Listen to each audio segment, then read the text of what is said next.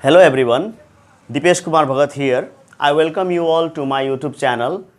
Today I have brought a psychological story entitled Fear.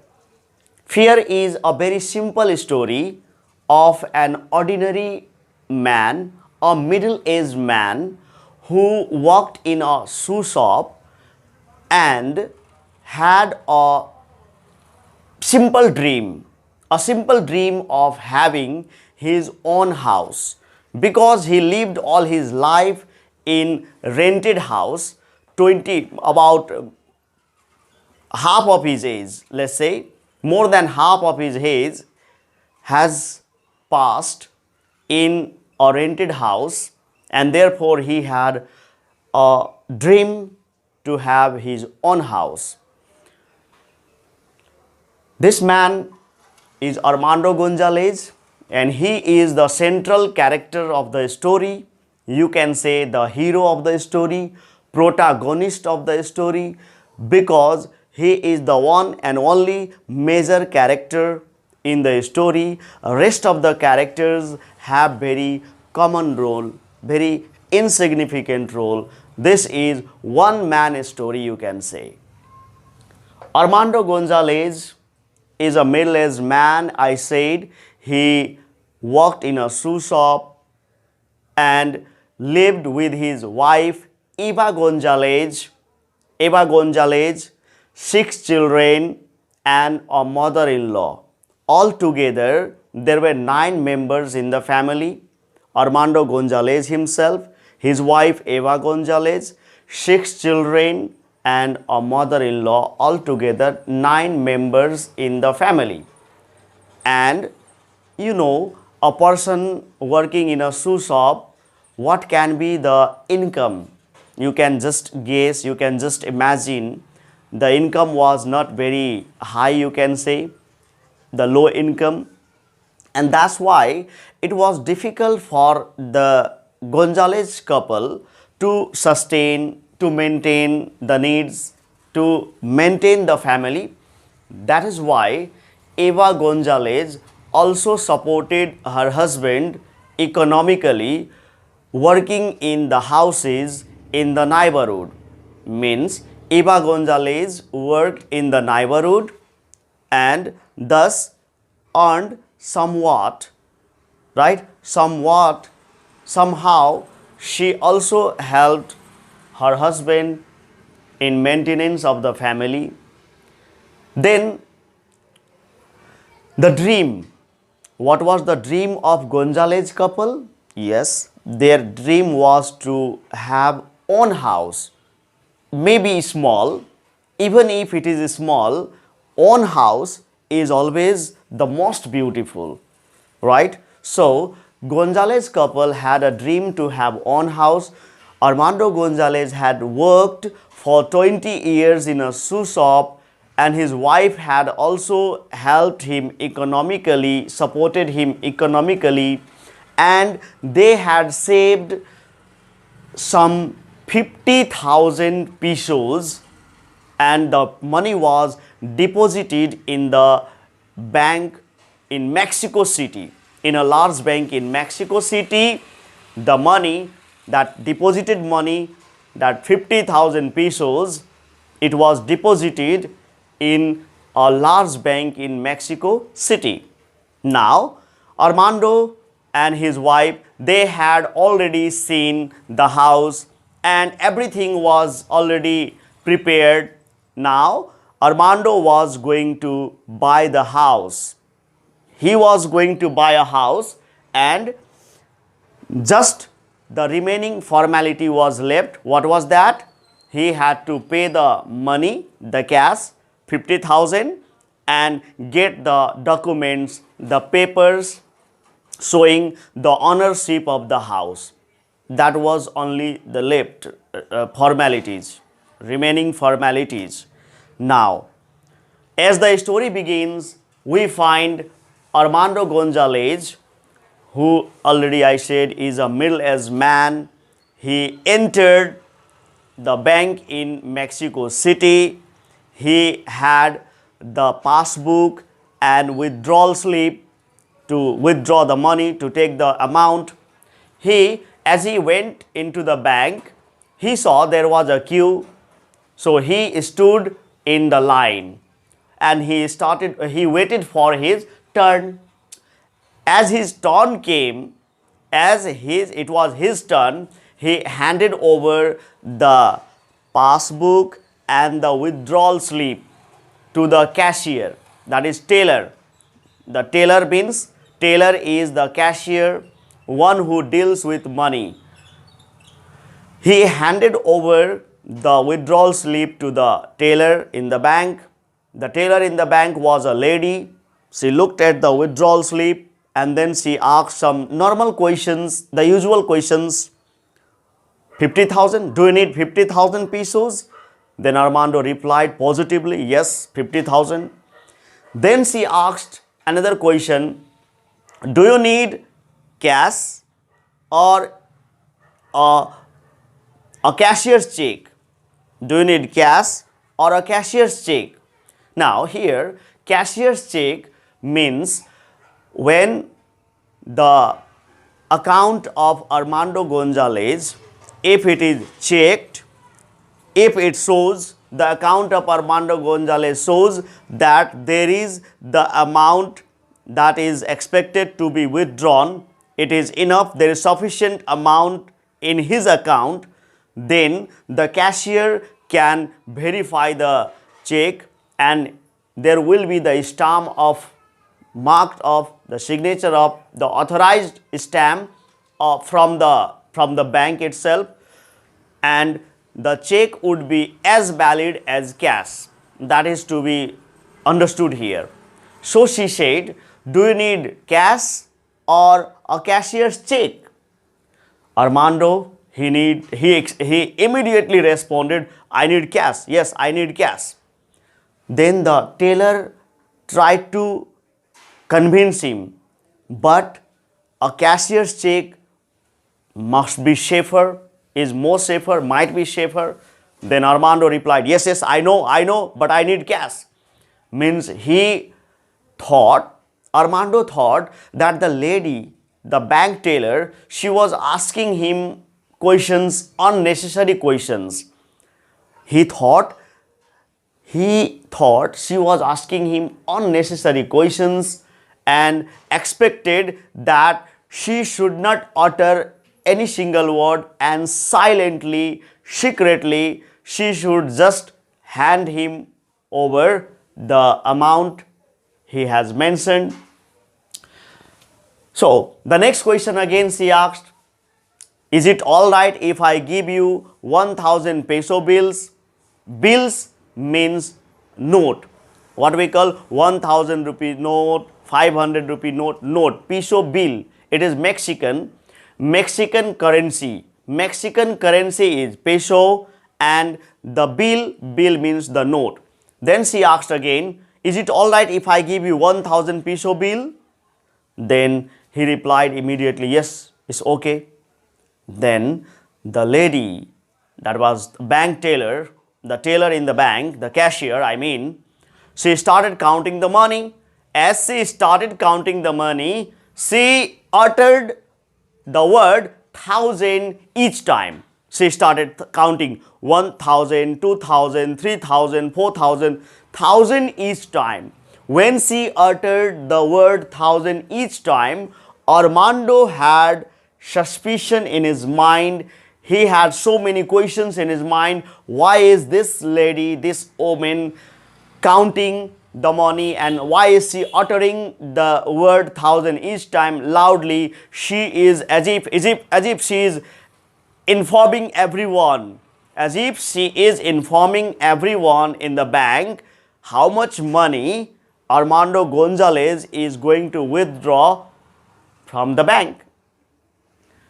He felt very uncomfortable, and while the cashier was counting the money, he took his hat.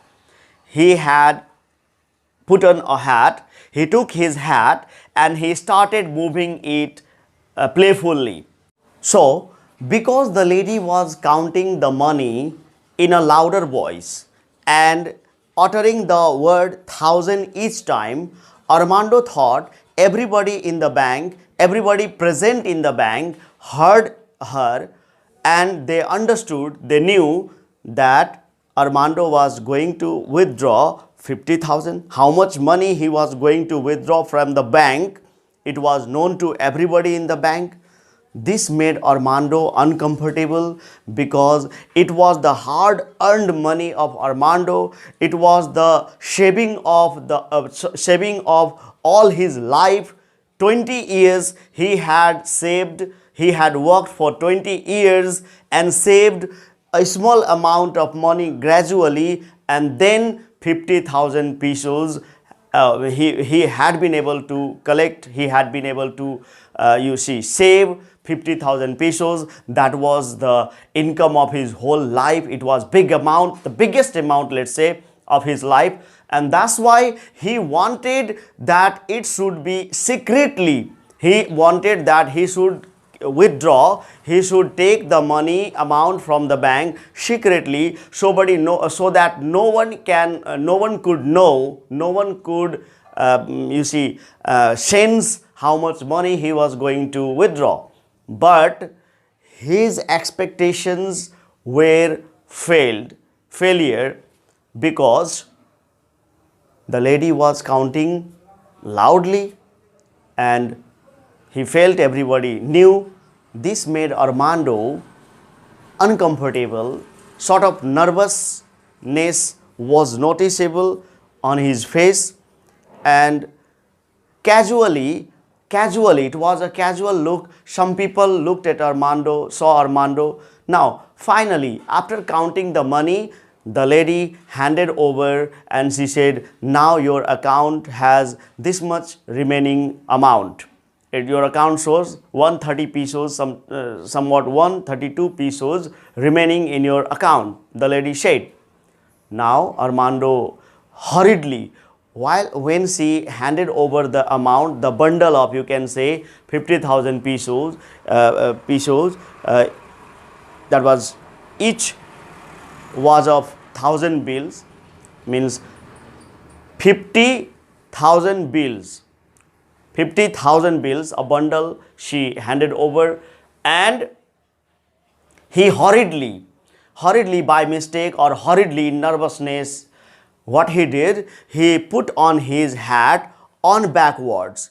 Means he put on his hat just in a different abnormal way. In abnormal manner means the front part was behind and the backward was front. The back portion was front. Means he put on his hat on backwards. That was abnormal, and because of this, many people, some of the people, they looked at him in strange, because he had put on his hat abnormally, and therefore people looked at him with, you can say, caution. One man, a fat, a heavy man in the bank, he looked at Armando two times, and Armando, when he looked that man, when he looked in the eyes of that man, he felt that the man appeared to be very heavy, very frightening in his appearance. Now, Armando had kind of fear with that man, sort of fear.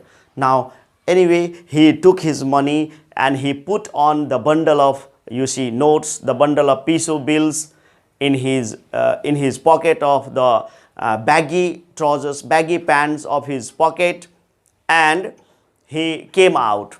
As he came out, he stood on the street waiting for the boss. He was waiting for the boss. The next moment, what he saw, the fat man who was in the bank, he also came out and also he stood a little ahead, few steps away from Armando Gonzalez. He also stood probably waiting for the boss. Now, the boss came and Armando got into the bus. Luckily, he got a seat back end behind the driver's seat. Armando took that seat behind the driver's and he felt sort of relaxation for time being. But the next moment what he saw, that the fat man whom he had seen in the bank, he was also there. He also got into the same bus. Now Armando thought, this man is certainly following me. This man is behind me. He started following me. He knows, this man knows that I have big amount of money and he is following me. That Armando thought. And one thing, when Armando was waiting for the bus, a few steps ahead of him, a few steps ahead of Armando, the fat man was also standing. Once the man, he put his hand inside the pocket. Armando started guessing. He started fabricating stories, or he started imagining things. He thought probably he is checking whether he has carried his pistol or not. How clever that man, how easily they rob people. And these sort of things he started imagining about the fat man. Then the fat man who got inside the same bus, he took the seat, the rear seat, the back seat, and he started reading newspaper. The fat man started reading newspaper. When Armando looked into the mirror beside the driver's seat, he saw the things were visible. The things behind were visible in the mirror. So he saw that fat man was reading the newspaper. He started imagining things. Armando started imagining things. This man is checking. He may be loading his gun. He may be checking whether his pistol is loaded or not. He started imagining this sort of things. Now it was all because of his nervousness. It was all because he was afraid. He was frightened. Fear had overpowered him. He was under the pressure of this psychological, you can say psychological stress, psychological pressure called fear. And then he started thinking, now what should I do? How can I save my money? He started making this kind of thinking. Now he had an idea. He thought, one idea I can save my money. I have an idea. I can leave this bus. Next stop, when the bus stops at the next station, next stop, I will leave this bus. I will catch another bus, and in the other bus, nobody knows how much money I have. In this bus, everybody knows, everybody has this information that I have big amount of money. But in the other bus, nobody knows about me, nothing. Then I will be safe, my money will be safe, he thought. And of course, everybody was watching him, everybody was looking him, because he had put on his hat on backward. The way he had put on his hat, that was unnatural, abnormal. So everybody looked at him, but he thought that everybody looked at him because they knew that he had big amount of money. So as he planned to leave the bus and take another bus, he started calculating, evaluating things. He started memorizing the words of the cashier. The cashier had told me, take the cashier's check, that will be much safer. She had said. He started memorizing, oh, I did a mistake, perhaps I should have taken the cashier's check, but how could I take the check? The man who is going to submit me the papers, who is going to hand over the papers, the ownership of the house, he demanded the cash, and cash means cash. 50,000 pesos means cash. It is not check. It can't be check. He started calculating, evaluating things, and by mistake he happened to pull the cord. He happened to pull the cord means in case of emergency, when you want to stop the bus urgently, immediately you need to pull a cord, and that will produce a sound, a buzzer, a siren, you can say alarm, kind of alarm. When you pull the cord, a buzzer produces sound, and the driver understands that it is a case of emergency, and the driver stops the car. So he happened to pull the cord, and the driver stopped the bus. The moment he stopped the bus, he came out. He came out of the bus. Armando came out of the bus, and in the bus, Armando had also seen the fat man talking to three teenage boys.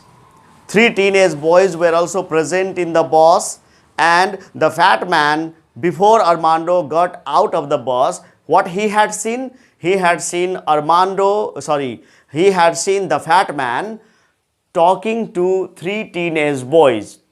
Now, when he saw the three teenage boys, he thought, oh my God, he has got helpers as well. These three teenage boys, they are his helpers. Probably the fat man, he is the boss, he is the leader, and the three teenage boys, they are his helpers.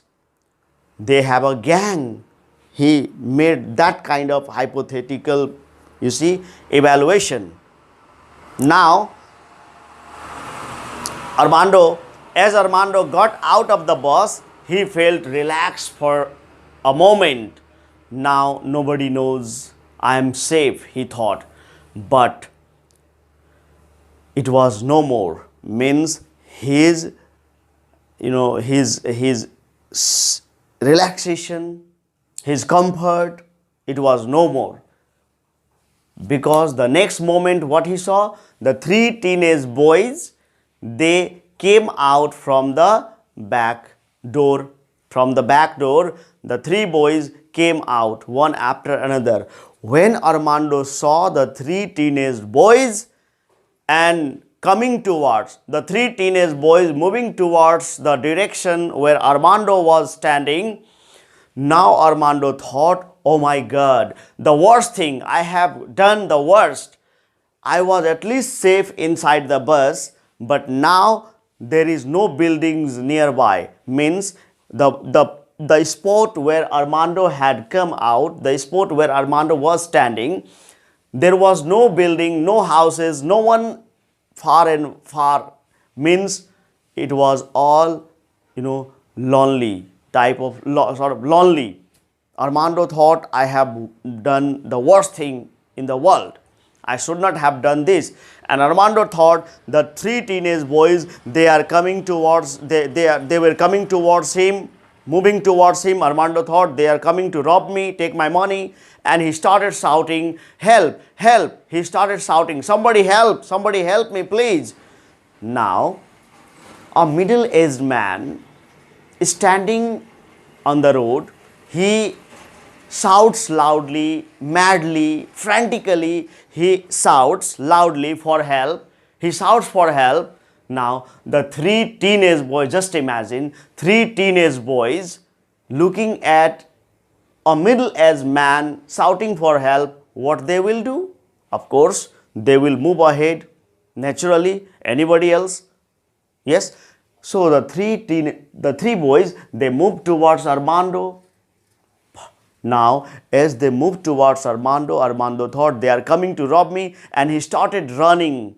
He started running and shouting for help, help. Now, the three boys also ran after Armando. Now, finally, Armando went towards a barbed wire. While he was crossing the barbed wire, he fell into a junkyard. Junkyard, a place where the old things, the used things like the parts of the metals, the cars, the bottles, the steel metals, iron metals, the remaining, the used, the waste things, the parts of the used things, maybe the vehicles, maybe the machines, the machineries, parts and parcels, the broken, the used parts of the collection of these things, that is called junkyard.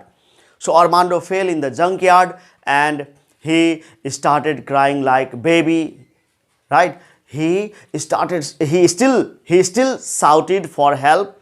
Then he saw a group of scavengers, the people who collect the bottles, the metals, the broken parts, carrying a sack, and they collect from the street, they collect the broken parts of metals, the bottles, and so on. Some scavengers were there. He cried for help from the scavengers, but those scavengers, they were producing sound themselves because they were carrying the sack, and inside the sack there were some broken metals and the bottles. They were producing sound. So in the sound of those metals, the sound of Armando was unheard, vanished. So they could not hear. And then finally the three boys approached Armando. When they came close to Armando, Armando started crying like a baby. Please don't rob me. Please, I'm very honest man. Don't take my money. I'm honest man. I have saved this money with hard work. It is the income, it is the saving of my whole life. He started crying like a baby. And the three boys, when they said, we are not the robbers, we have come to help you. We want to know what is your problem. What's your problem, sir? When one of the boys asked, what's your problem, sir?